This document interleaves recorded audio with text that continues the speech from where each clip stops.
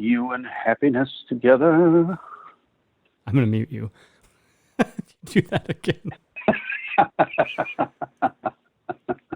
was pretty funny. All right, I'm just going to verify we're live. It just takes a second. Okay, here we go. Where to Hunt podcast. It's okay. Hi, I'm Dan Small, host of Outdoor Wisconsin, and I listen to Where to Hunt. Meh, it's okay.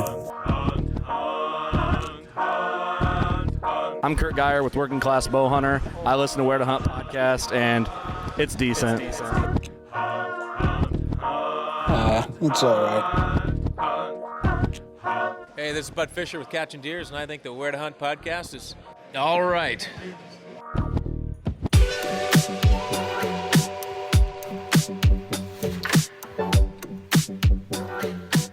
Hey there, Greg. Hi, Eric. So, hey, everybody. It is April 1st. No fooling. My name is Eric. This is the Where to Hunt podcast. With us on the line is Mr. Greg Tubbs. And this is episode 125. We got it wrong yesterday by a lot. It's fine. We got it all figured out. It's Wednesday. No one knows what day it is. Everyone's confused. Everyone's got cabin fever, and the weather is nice. So, yeah, things are good. And yeah, it's about time we finally got to see the sun today and blue sky. Oh boy, that cabin fever is about the only fever I have, and it's set in pretty deep. So I'm really looking forward to even tonight. Still probably maybe I'll have a fire or something. We'll see. Keep the scotch flowing. Well, let's call it our sponsors real quick, and then let's get into it. Let's not bullshit too long here. So backwoodsgrind.com. Everybody knows their website smells like coffee, and if you don't, I recommend you go to backwoodsgrind.com. And I said it before, click and sniff. It just sounds weird, but I'm saying it again because it sounds weird. So click around, take a look at what they have to offer. Greg and I seem to really like their Camp House blend. It's delicious. And if you want to save 10%, you can enter in code W2H podcast. Switching boots, we recommend you do switch boots to Gumleaf USA. These are, Greg, what are they? 85% natural rubber, right? 85% natural rubber. And they have, it's a Vibram flexible, sole? Very durable. Vibram sole, the one pair that I like are the Royal Zips, although those have a neoprene lining, so they're kind of warm. So I've switched to my Wellies now officially, which have no lining and no zip. But head over to their website, gumleafusa.com, enter in code W2H2020, and you can save 10%. And then our newest partner is Vector Custom Shop. If you go to vectorcustomshop.com, take a look what those guys have to offer.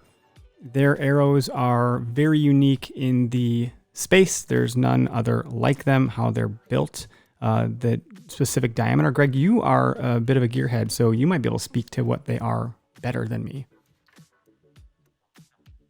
Yeah, they're a heavy carbon arrow, 4mm shaft, and they are rocking the Ethics insert system up front, so very durable, can take an impact, and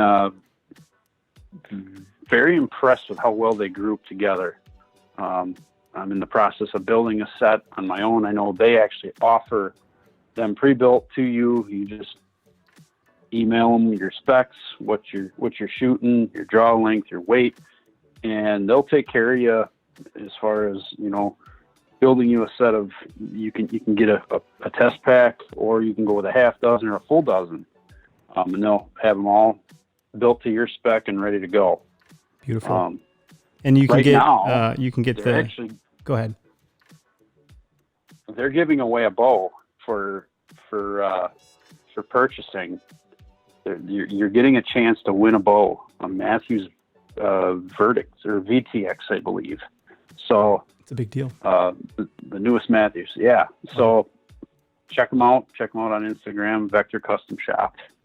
And then vectorcustomshop.com. If you want to save some money, you can enter in code WHERE, the number 2, the word hunt, and you're gonna get 10% off. And I don't know.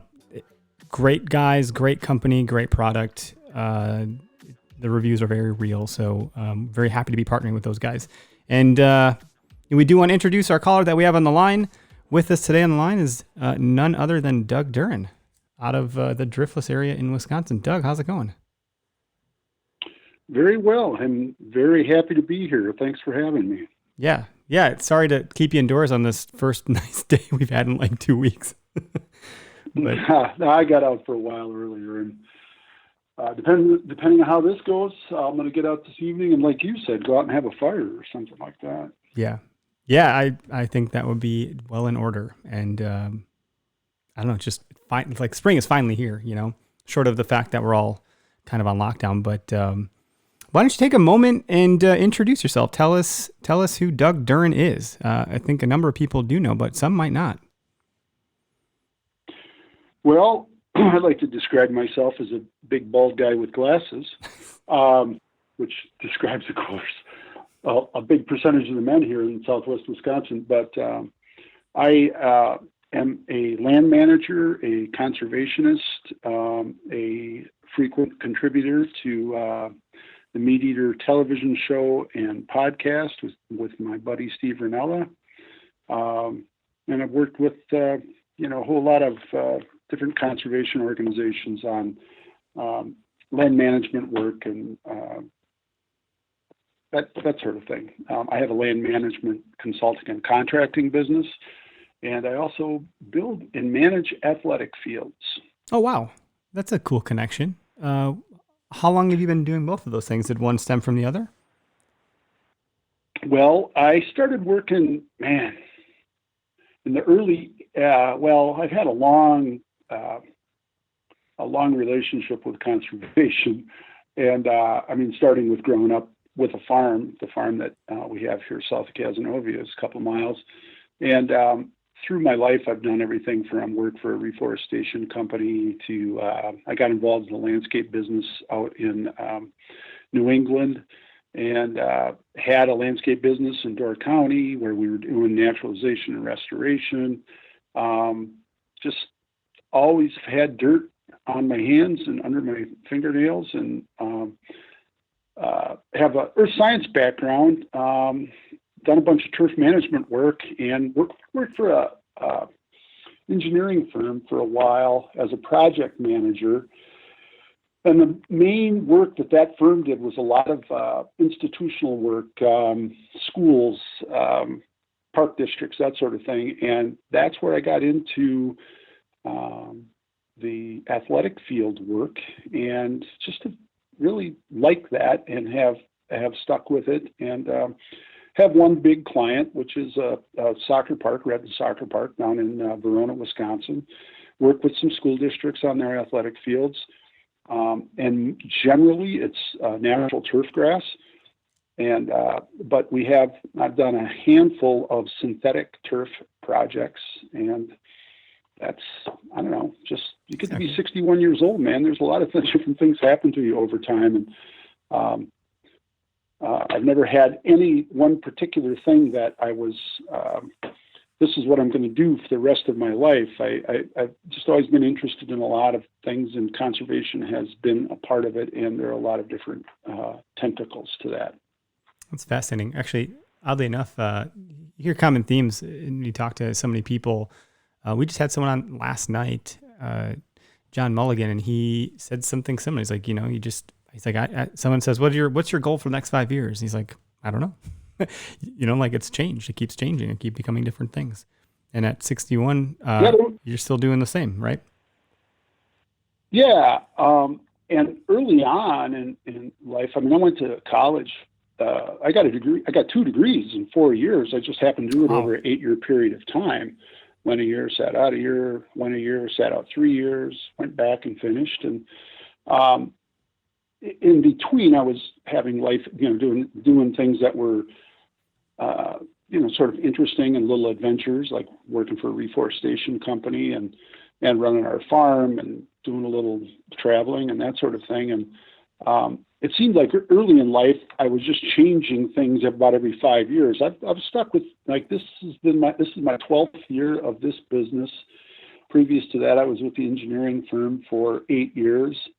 And then I was, in 1990, I started pretty much full-time in the landscape business. And I had a landscape naturalization and restoration business up in Door County for 7 or 8 years. So it just seems like the older you get, the longer you stick with one thing. Well, or time another. starts to But go the by theme has faster, always right? been there. That's what happens when you get older.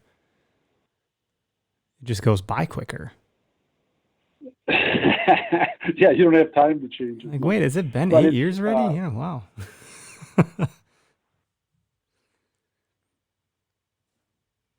So yeah, that's me, and most folks know me from Meat Eater. It's been interesting, the whole social media phenomenon, and you can follow me on Instagram at Doug Duren, and that's pretty much where I spend all my time, all my social media time, a little bit on Facebook, but for the most part it's on Instagram. And it's just really interesting that people that I've known over the years. The cool thing about social media is that you're able to kind of stay connected with those folks. But I've had a lot of folks start to follow me. I can think of one friend of mine out in the state of Washington who started following me not because of Meat Eater, but because of her interest and my interest in farming and animal husbandry and conservation from a different bent, and it wasn't because of being on Joe Rogan's podcast, which I've been on 3 times, or being on the Meat Eater podcast. It just social media has a way of sort of moving you towards folks with common interests, and it's just really been cool to connect with so many different people. Well, it's interesting you say that, because part of the topic today is, and we might be getting sick of it at this point, I'm not sure, but the whole social distancing, I've been saying, and maybe I'm not the only one saying this, it doesn't really care, is that this is physical distancing and social gathering. I've talked to more people on FaceTime and WebEx and all sorts of other technical tools and Zoom than I've probably talked to in the last 2 years. The number of faces I've seen from people that, I don't normally get to see face to face. It's been interesting. It's almost fatiguing at some point, what's going on here. And that being said, though, the ability to connect with folks, like, look at us, I don't know that you would have had time to do this if this wasn't going on,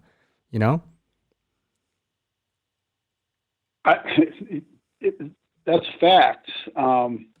This is the time of the year where we're really ramping up in the business. And I am 61, so I'm slowing down a little bit when it comes to the kind of work that I'm doing. And I've made some decisions in my life. My wife and I moved up here to Cazenovia. This will be 3 years this summer, and it's where I grew up, but it'll be 3 years ago.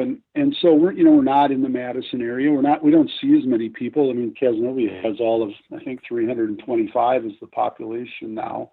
The farm is a couple miles south. I mean, I spend a little more time talking to our cats and my cattle than I do to people sometimes, or at least being in physical distance of them. They're good listeners.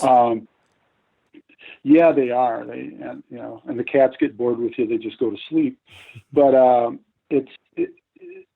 the social distancing thing has been a lot easier up here than it would have been had we lived still in Madison, where I'd lived for 25 years previous to moving up here, coming up on 3 years, like I said.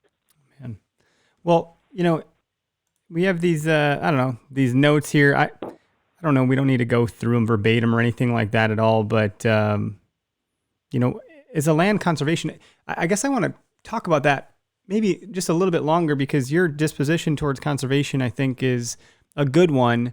You're in the heart of the CWD kind of zone in this state, at least, and arguably, among any place. But conservation, to me, seems like a hard thing to define. It's almost like trying to say, can you tell me what the definition of culture is? Can you really sum that up? Like, I would be curious to hear your version of conservation, because from what I've read online and things of that nature, I really liked your position on it. So if you want to kind of unpack that a little bit for the listeners, and we can kind of use that as a springboard for kind of where this is going to go, I think. It's a simple phrase for me, and one that came to me one day working with a forester. It's not ours, it's just our turn. you guys may or may not know that I have the good fortune of being this generation's steward of a piece of land, 400 acres here in the Driftless area, that's been in my family for 117 years now. And I just grew up around examples of good conservation. And I didn't know what the heck that meant when I was a kid, but I did know that my dad and my grandfather and folks in the area concerned themselves with, taking care of the land and taking care of the animals and taking care of, in our case, a lot of wooded property. It's just something that just came to mind. We live here on the lake in Cazenovia, Lee Lake, which is a little 60 or 80 acre lake. It's a big mill pond. And I remember when I was a kid that they used to let the lake down, because it got the dam with the, they were able to let the lake level down. And then there were these big carp seining events. So there were carp in the lake and they let it way down and they would seine all the fish, take the carp out, throw them in this big cage, and people took them and it was just this really fond memory when I was a kid. And I think about that, looking out the window here and looking at the lake, that was an example of conservation that, I wouldn't have said, well, we're seining carp. I would have said, we're seining carp. I wouldn't have said conservation. There was a group of guys who, my dad's generation, World War II guys who hunted and who did things like hunting together, but also like this carp seining. And then they had other little projects that they did together. And that tradition continues here with a group that I'm involved with called the Cazenovia Turkey Busters, which is a really cool sort of group of dudes and some women that are, just kind of dedicated to the area. And again, not necessarily, you would say, conservation, but just like dedicated to a place and wanting to do what's right for that place. And of course, you end up having to have conversations about that. So actually, one of my themes in life is conversations about conservation. I love talking about this stuff, but yeah, it's hard to define. So like I said, I kind of boiled it down to that one phrase. It's not ours, it's just our turn. That I think is a big part of it. That phrase, are there shirts? Have I seen this on shirts? This is not the first time I'm hearing that phrase, and I know it came from you, but it is, it's such a beautifully simple statement. I actually have a few here at the house, and we're working on. There's just been some things that I've been working on, and I sold shirts I sold shirts at Pheasant Fest and have sold a few others. There'd be a store up soon that we're working on, and but with these odd times that are going on, we just had some. I've been real comfortable about getting it all out, but we're going to soon. And a couple of years ago, we also used the shirts as a fundraiser for raising money with that phrase. We had that phrase on some shirts with the deer on it for raising money for the dumpster program here in Southwest Wisconsin, where we started the whole carcass disposal thing with CWD, which that's definitely conservation, right? Trying to slow the spread of CWD. And it just struck me at that time that we need to be doing more about basic hygiene, not throwing infected carcasses back out on the landscape. And that program has grown. I know you had my good friend Mitch Baker on. Mm-hmm. Mitch and his wife Liz. I have just been incredible folks helping with that effort. And there've been a whole group of other people as well, but I just feel like they're my brother and sister in arms in this whole thing. But that's, so you've heard the phrase before, and you will hear it more often, especially as a little more time goes by here. Yeah, and Greg, kudos to you because you're the one that reached out and got those guys on the show. Was that end of last year? I think, sometime. Yeah, it was towards the end of last year. Well, and and there's some other things too. It was kind of funny because they live like right around the corner from where my in-laws had property, and my father-in-law has family all over in that area. So there's between Sauk and Juneau County, there's quite a bit of relation up there. So it was just coincidental, I guess. I just saw something, I think, on one of Mitch's posts. I'm like, is that? And he's like, yeah. Why? So. Yeah, Mitch and Liz they're just tremendous people. They are tremendous folks, and yeah, that area over there near Laval where they live, and there's a little lake region over there, two man-made lakes, Dutch Hollow and Lake Redstone. Yep. And they really got involved with this because of their belief in conservation. I don't think they've had any positives over there yet on their properties of deer that they've taken, but. You got to applaud folks who are thinking forward, and they're in their, I don't know, I'm going to get it wrong, but I think they're in their mid 30s, and they just have. They're right around there. Yeah, and I know Liz has just recently started hunting, and she's a podiatrist and just smart as a whip, and it's just been great to have them involved because I get calls about. From everything from legislators to folks like you who want to have me on and talk about the CWD efforts. And as wonderful and flattering as that is, like any of this stuff, it's not about, I don't want to make it about me. It's much more about, here's this whole group of people. In fact, Liz start calling a whole group that we're involved with CWD Avengers because nice. she's that whole idea that the more people involved, the better, is really important. We did get one question to come through in the comments. No one, just folks, real quick, the number on the screen is live. So if you want to call in and ask us questions in the show, we'd be happy to take the call. But Jeff had asked, he said he's a fellow driftless area property owner in Crawford County. I hunt near Crawford County. I hunt in Grant County, and I think we stay in Crawford County. But he said he's curious to hear what you think about the current CWD situation and what we've done with the carcass disposal program in terms of slowing the spread. Well, if you listen to my to the experts, which is, if I have any advice for anybody, that's listen to the experts. And I'm just an informed common person. And the way I get informed is to listen to people who know way more about this stuff than I do. And Brian Richards at USGS Wildlife Health Center is one of the people that I listen to. Dr. Mike Samuel, who is now he's a professor emeritus at the University of Wisconsin, is another one.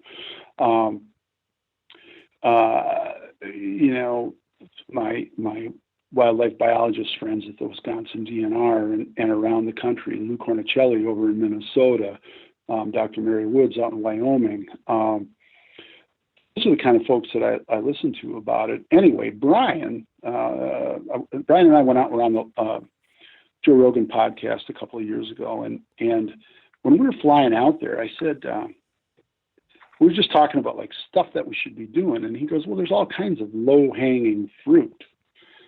And I said, well, give me an example. He goes, well, biosecurity, because of course he's a scientist and he says biosecurity.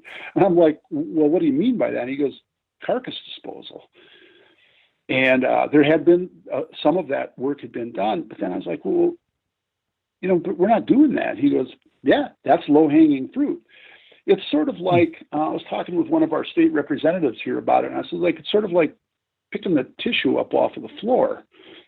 After you blow your nose, you don't throw the tissue on the floor, you throw it in the trash. And so is it having a huge effect? No. Is it having an effect? Yes. Anything that you can do to slow the spread. There isn't a silver bullet with the spread of CWD. The things that'll have the most effect, we are having trouble finding the will to do it. but the carcass disposal thing is something that we can and should be doing, and it certainly helped. What are the numbers on that? That's hard to quantify, but I can tell you, the first year we did it, which was 2 years ago, and we just raised the money and did it. You know, Mitch and Liz and Tom Hoggy and TJ Hoggy got some dumpsters over in Sauk, and Mitch and Liz and I and the folks that I raised the money with the shirts. We had, you know, a dozen dumpsters out, or 16 dumpsters or something like that. Well, I was responsible personally for 6 of them that I was monitoring and making sure, you know, that I paid for with the money we raised, and then some of my own, and making sure we put the liners in and stuff. So I did a little bit of an analysis on that, and the way what I came up with was, you know, the average amount of what a carcass weighs, a leftover carcass, you know, the head, the spine, the bones, and then how many of those you could fit into a dumpster, or how much the weight was of the dumpster when they weighed it, because that's how you pay for that kind of thing, right? There's a base rate up to X amount of pounds. It's actually 4 tons, I believe, on a 20-yard dumpster, and then the overage. So we were getting 6 or 7, you know, ton into these dumpsters. So then you start doing the math, right? How many carcasses is that? And, you know, so I averaged it out, and we were getting over 200 carcasses into every dumpster. And if you're looking at an area like, let's say down by Ithaca, where we had one, which is down there in really in the hot area, the endemic area down there, and if you started to extrapolate the numbers, of those 200 carcasses, probably of those 60. I mean, you could do them, you know, you could extrapolate the number and say 60 of those were positive. So rather than them ending up back on the landscape, because how do you dispose of them otherwise, right? People are putting them out and they're doing all that. So those were infected carcasses infected material that we kept off the landscape. Up here by me, fewer than that. But if you take the county-wide average at that time, which was about 15%, well, 200 carcasses, 15%, we probably kept 30 carcasses off. And the other part of it was, I'll never forget the one guy who came in and he was throwing the carcass in there, and he hadn't taken the head off of this doe, and he wasn't getting it tested. And I was like, hey, you want to get that doe tested? And he goes, oh, no, I'm not too concerned about it. And I was like, okay, but why are you... So, but it's cool that you're throwing the carcass in the dumpster, right? Because, you know, it's not that if it is positive, that infectious material isn't being left on the landscape. He goes, yeah, I just hate to see him in the ditch, which is pretty much what he told me right then was where he had been getting rid of his carcasses previous to that. I talked to him a little bit more, and eventually he goes, you know what? It doesn't cost anything. I'll go ahead and get that head tested. He said he was going to eat it anyway, but I explained to him, well, but it's good data, it's information that the scientists are going to use to you know, think about, be able to look at what the spread of the disease and that sort of thing. So I mean, the dumpsters are a great thing, don't get me wrong, but in terms of, you know, is it enough? It's not even close to enough.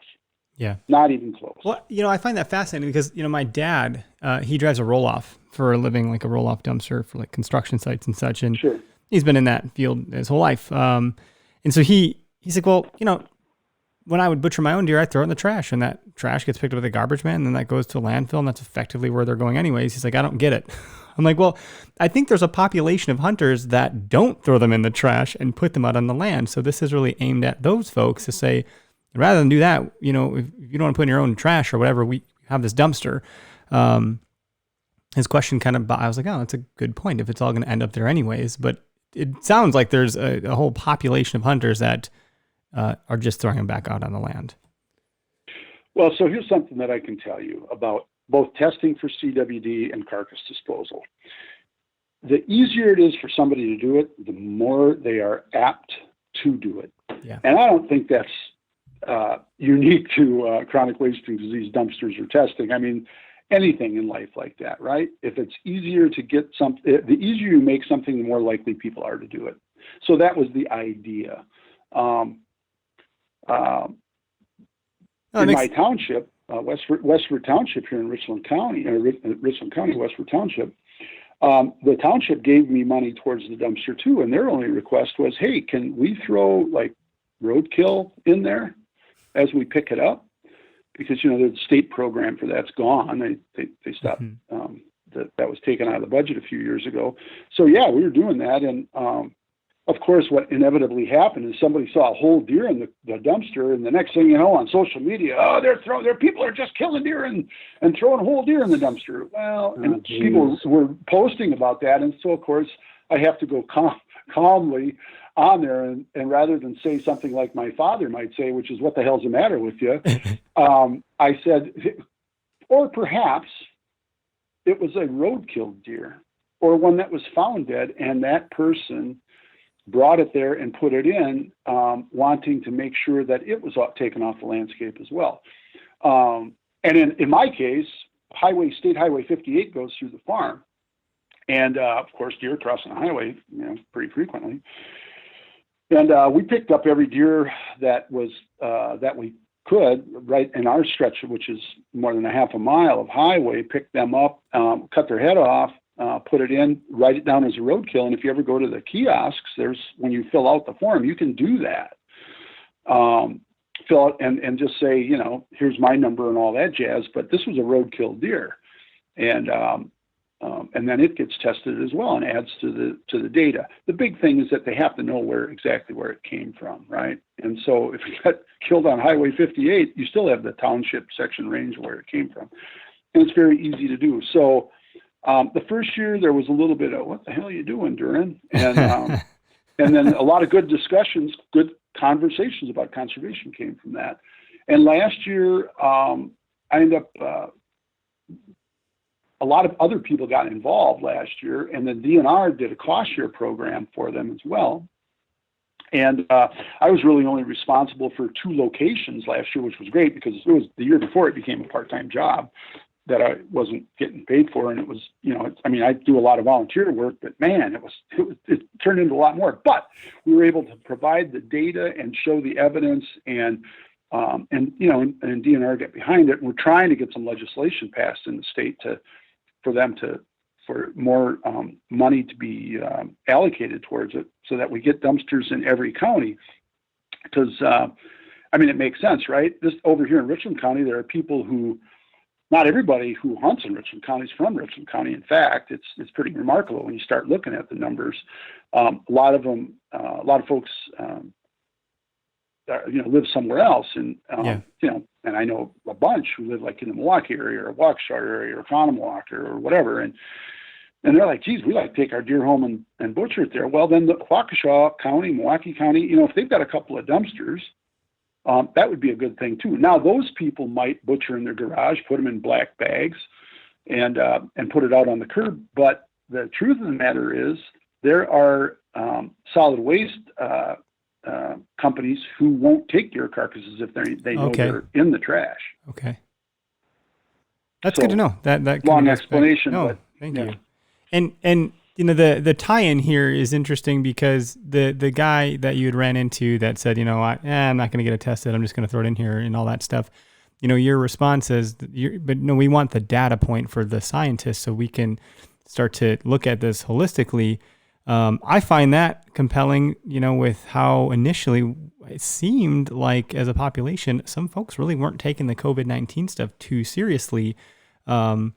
And the conversation is, well, yeah, you might not be the sick one, but you could impact other people. So, what type of relationship is there, if any, between COVID-19 and CWD, short of the fact that, COVID's so new and we don't fully understand it yet or have, any way to deal with it yet in terms of a vaccination. But obviously CWD, from what I've heard from what you've put out there, isn't really killable, right? So that's some pretty scary stuff when you get into the science of it. Right. Yeah.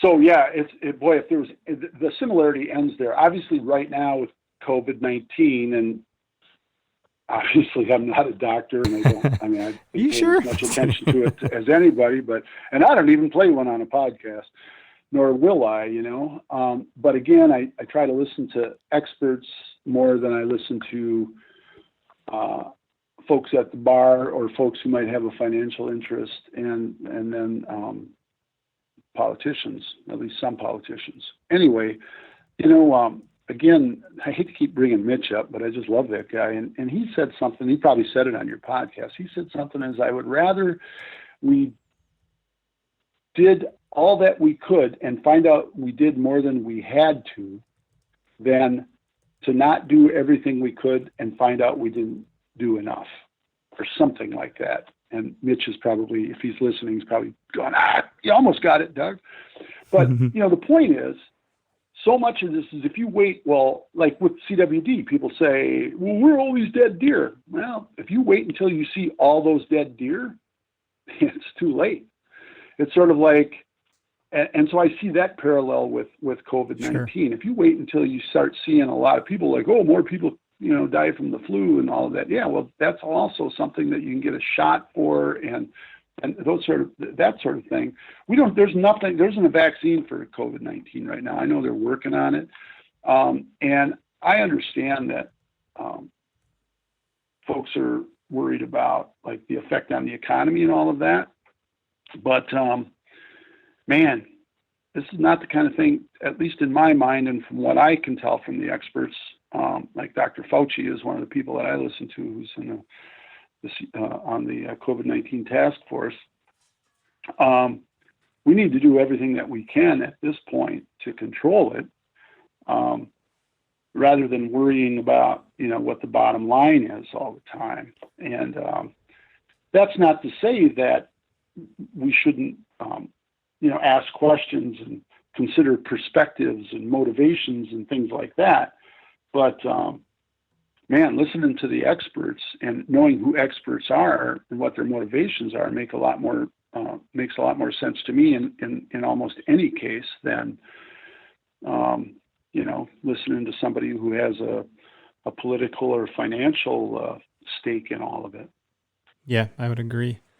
Greg, I feel like you should. I should let you run with any questions you have. I've done a good job of interrupting most of the time, so I want to make sure I'm giving you the opportunity. You're doing a good job of just kind of rolling along with it and interrupting. So I just let you do it, and then I sit in silence here. That's what I do. No, I think you guys are hitting everything pretty well on the head when it comes to the CWD stuff. I mean, I know, I can remember way back when they started testing for CWD in my area, Jefferson County. And in fact, I had just shot my first buck ever with a shotgun, and we threw it in the truck and we took it in town to the registration station, what happened to be one of many bars in Watertown, and pull up, and the DNR people were there, and they're like, yeah, you mind if we take a sample of your deer? And my dad was with, and my dad's pretty old fashioned. He's not really open-minded to any of that kind of stuff. Well, how are you going to do that? Well, we got to cut the skull open, or we take the whole head and we might give it back to you. Well, no, you're not taking the head off that deer. That's just terrible, So it's funny, how people perceived it at first, and some still do. And I was never really, I didn't really have a role model in, hey, this is the right thing you should do. So fast forward, to my 2018 season, it was like more and more awareness was out there on getting it tested. And I had heard Doug talk about, CWD, and I believe by then I had heard your interview with Rogan, and Mitch and Liz are on the scene, and they're posting stuff about it. So it's like, I think I need to reevaluate what I'm doing. So all 3 deer that I took in 2018, I had every one of them tested. Even the buck that I got mounted, there was a way for them to be non-invasive and, cut the skull open to get what they needed. So I went through the process of doing it. It was a little more work, but it wasn't really that bad, I didn't think. And, but and we don't have a dumpster here. Did they all test negative, Greg? They did. All 3 of them tested negative, no issues whatsoever. It's good to know then. You have some confidence then too. Yeah. And, you know. Yeah. Well, for confidence. Go ahead. No, what I was going to say was that is good information, because we started testing when there was the outbreak down in Iowa County, Dane County, sort of the Mount Horeb area. Eventually Richland Center, but when it first started south of the river, we were in the CWD management zone, and I loved it. And not that about the CWD part of it, but what happened was DNR Wildlife used the power that they had to establish this management zone. And so we were in the northern part of the zone, and I'm not a bow hunter. I'm a gun hunter, and long story there. But all of a sudden, we were able to hunt with a gun earlier, and then we were able to hunt longer, and on our farm. And suddenly, we established some new traditions with friends, folks who came from other parts of the state and hunted with us. And one of the big goals was to reduce the population, something that we had been working on for a while.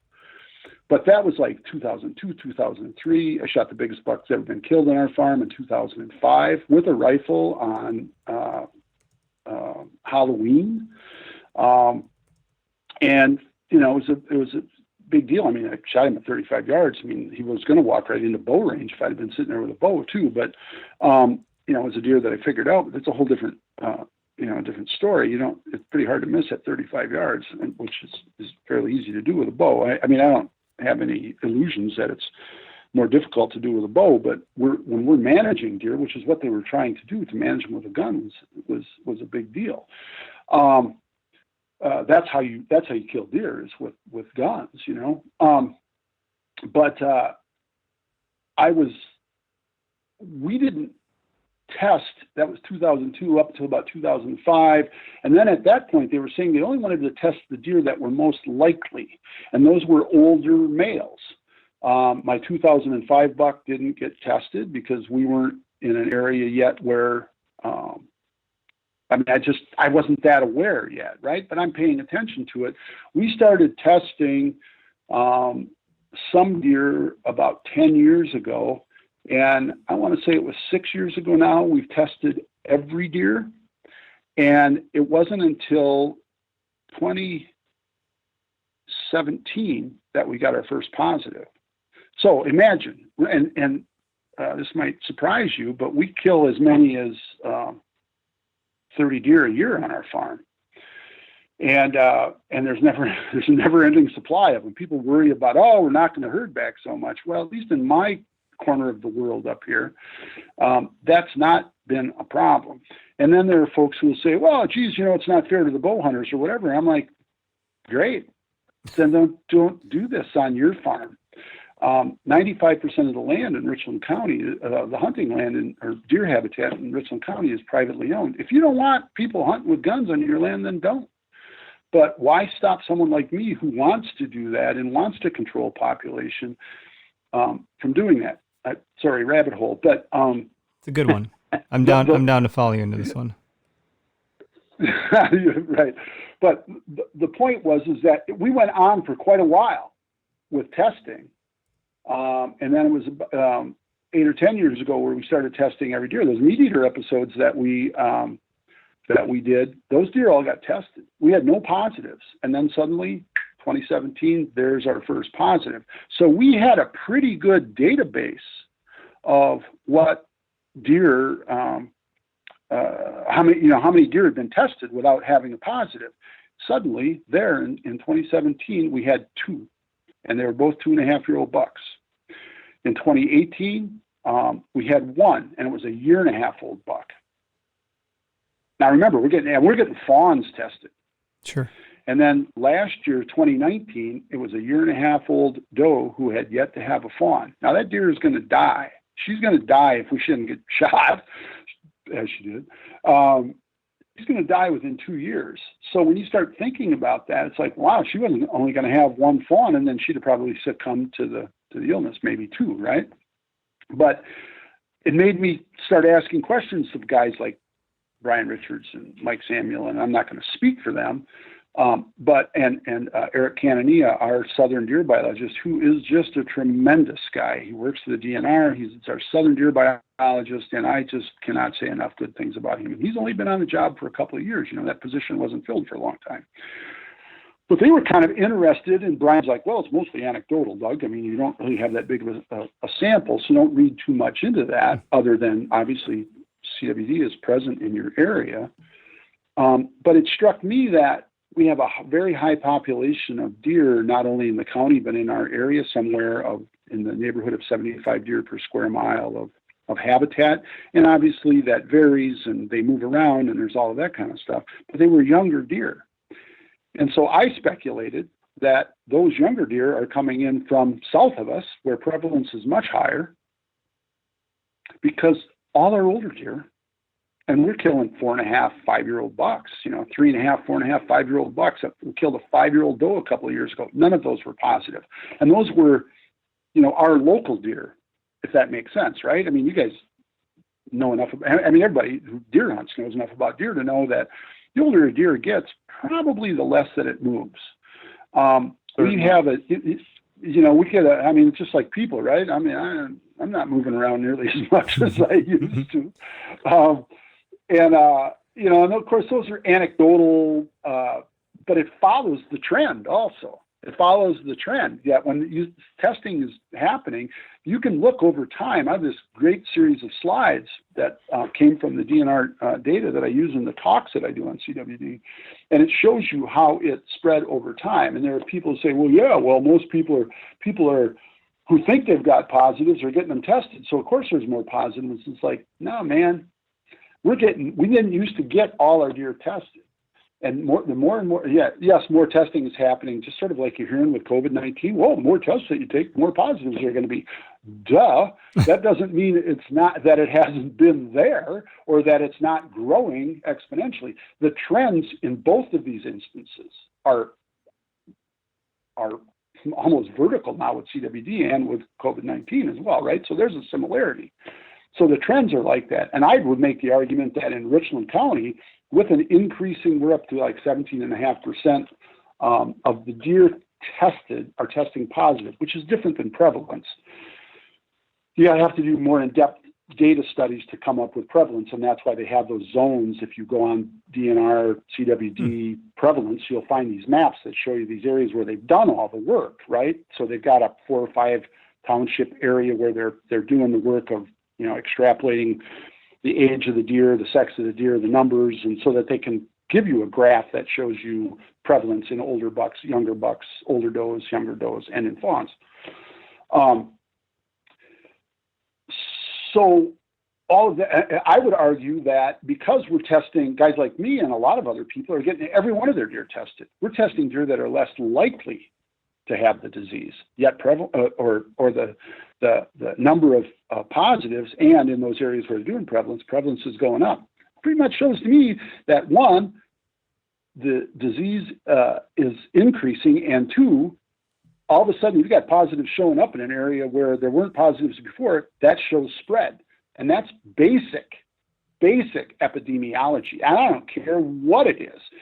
One COVID-19 positive in the United States, and then it grows exponentially. So epidemiology is applicable to not just deer, it's applicable to all kinds of things. So it's not like, we're reinventing this each time. It's science, and it's based on data, and the more data, the more solid the science.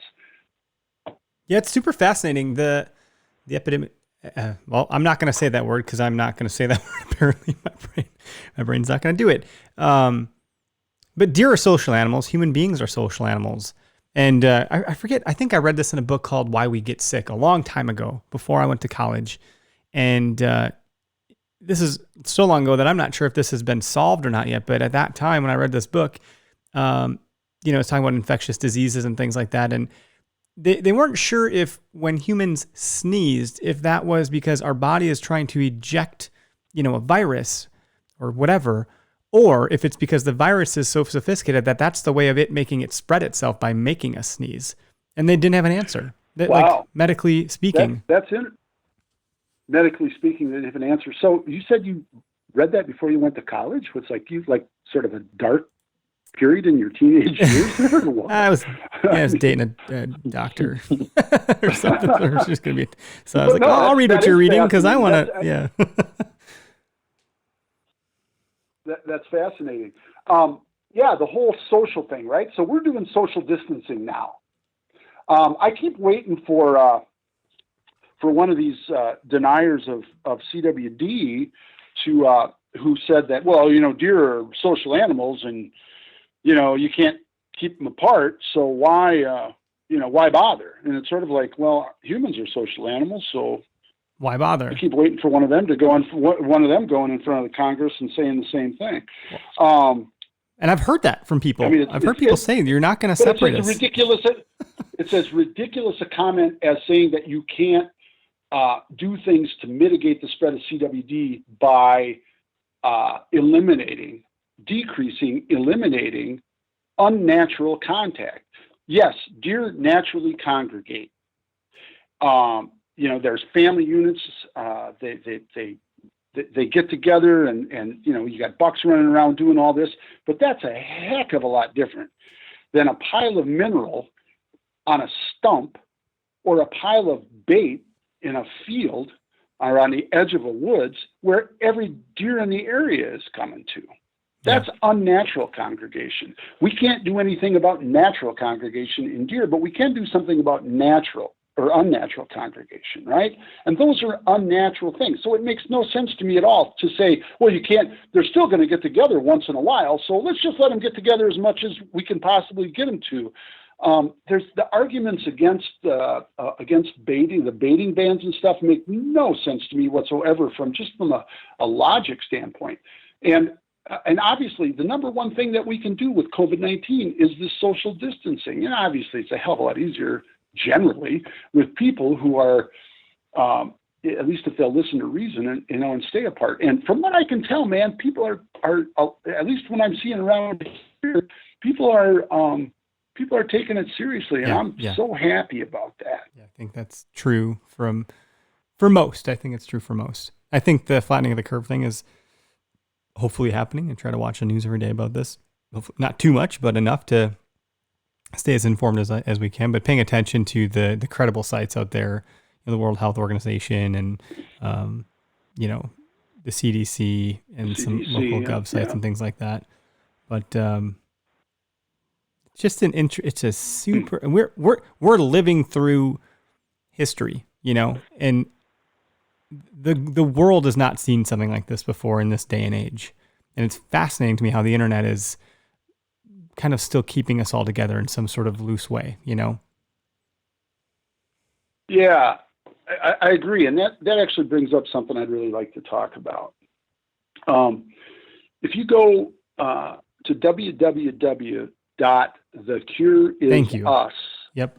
I'm sorry, thecureis.us. Okay, the US is the whatever that thing is called at the end. Sorry for my lack of. But anyway, thecureis.us. I'm going to say it again, and I'm going to get it right. I got it on the screen, everybody. You can see it here. Thecureis.us. This was a movement that was started by a friend of mine who, God, I just love this guy. His name is Matt, and he's one of the most interesting people I've ever met in my life. And he and a friend of his from college, who has his friend from college has a marketing firm, put this thing together. And so The Cure Is Us is, you go on and go to that website, and it's really, just basic common sense stuff, but it's sort of people getting together, people reaching out, getting together online. And